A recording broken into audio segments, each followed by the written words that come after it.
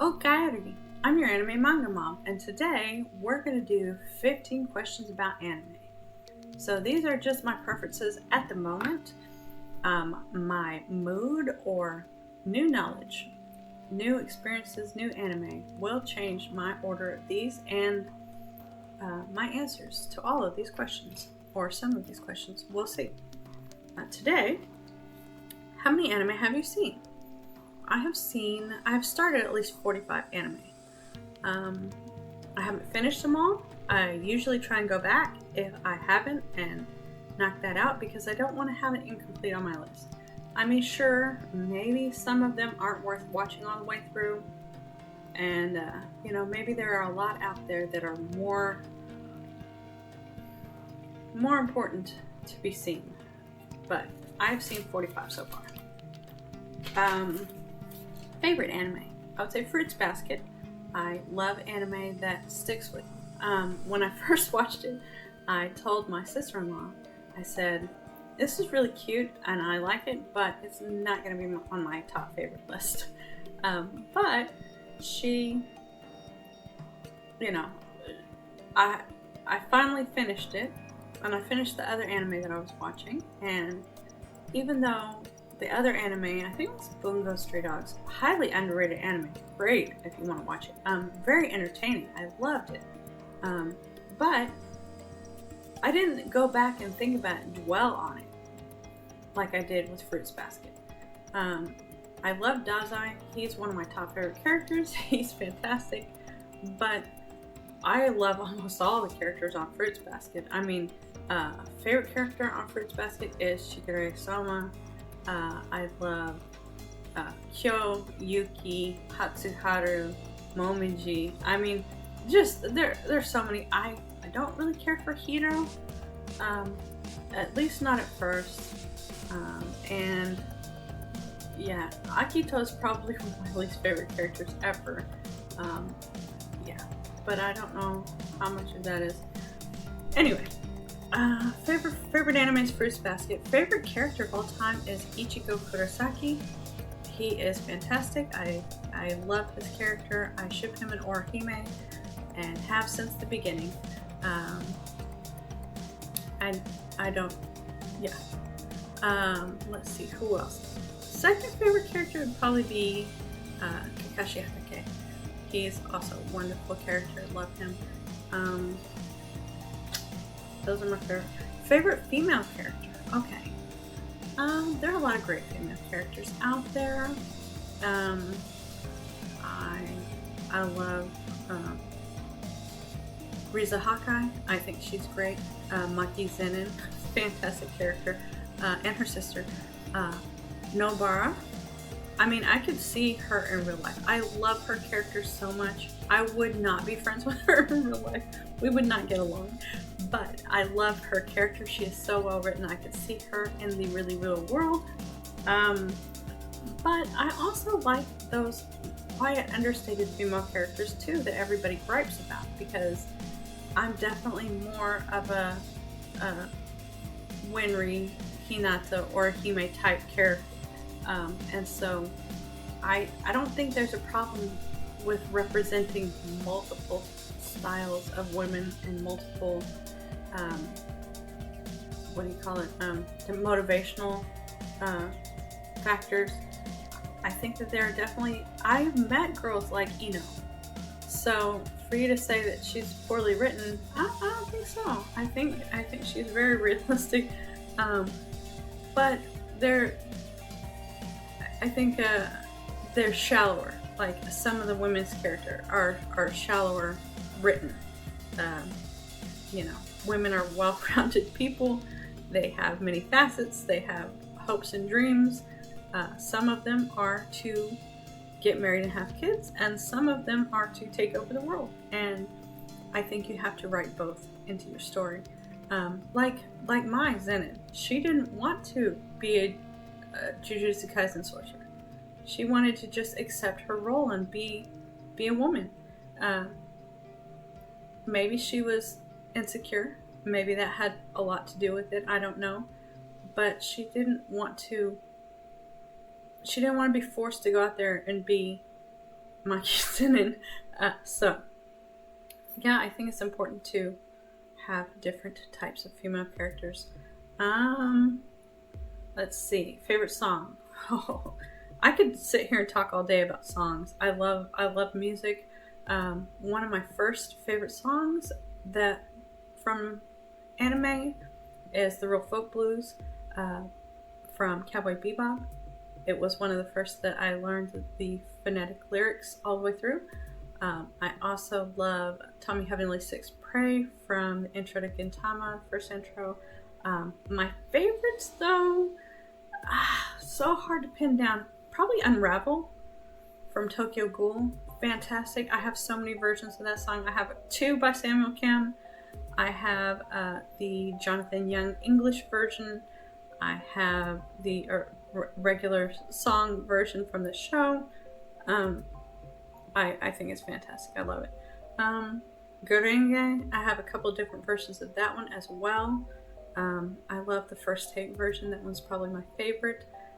Know all the lyrics to that one. I even know what most of them mean. Vivid Vice, also one of my favorites from the first take. I love the first take version.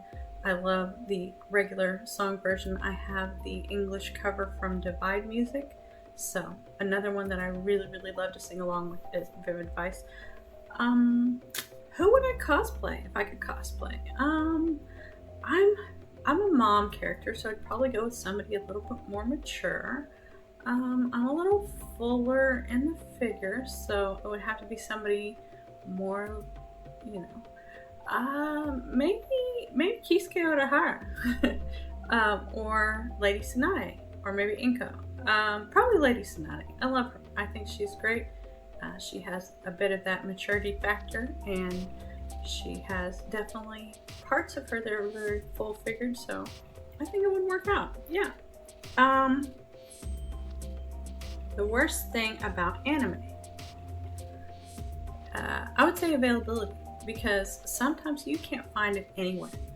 Now, in all cases, if at all possible, please support the anime with your dollars, because that's how they know it is popular, that people appreciate it, that it would be beneficial for them to continue to make it. So if you want more anime, if you want better anime, then support the anime that you love with your dollars. If that means that you have to spend a couple months on Crunchyroll, and then a couple months on Netflix, and then a couple months on Hulu, that's what you gotta do. Or, order it on Amazon, the DVD. But yeah, other than that, if it doesn't exist, if you run out of English episodes and that's what you need, then you might have to take up Luffy's profession, but avoid that in all cases, in all possible cases. Favorite ship, I would have to say Toka and Kaneki from Tokyo Ghoul. I think they're just made for each other. I mean, she's a little more outgoing and rambunctious, and he's more shy and reserved. He needs somebody for his catalyst, and he really admires and respects her. And then he grows into his character, and she finds out. Anyway, it's a great story. I love them. They're my favorite ship. I do also ship Ichigo and Orihime. And then of course there's, obvious ones like Uraraka and Izuku. But yeah. Honestly, I like it when they don't put ships in there. The bonds are so strong between characters. There's such a great friendship that you could imagine anything possible. And if you connect more with one character than another, then it just opens up your imagination for how you would fit into this kind of world. So if you don't have a ship explicitly in the story, I think that's great. These kids are kids most of the time, and they don't really need to be settling down right away. So I don't have a problem with no ship, but my favorite ship is Toka and Kaneki. Favorite Dere. I like the quiet, stoic type that's very thoughtful. Doesn't open up immediately, but they have a well of emotion that once they get to know you and trust you, they will share it with you.